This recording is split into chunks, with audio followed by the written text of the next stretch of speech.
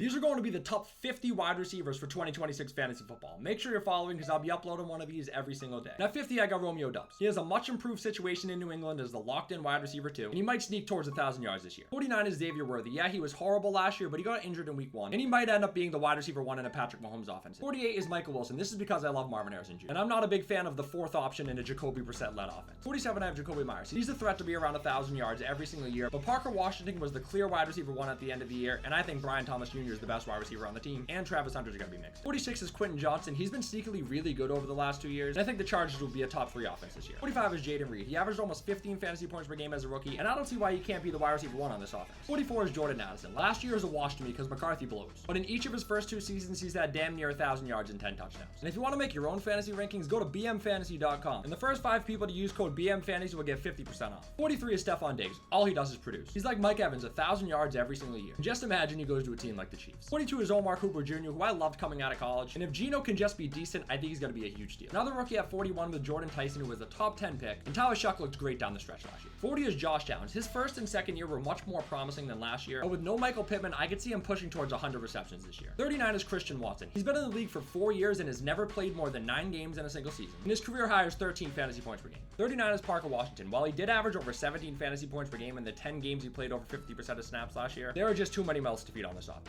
Rounding out this tier, we have Alec Pierce, Cortland Sutton, and Mekhi Lemon, but more on them in the next video.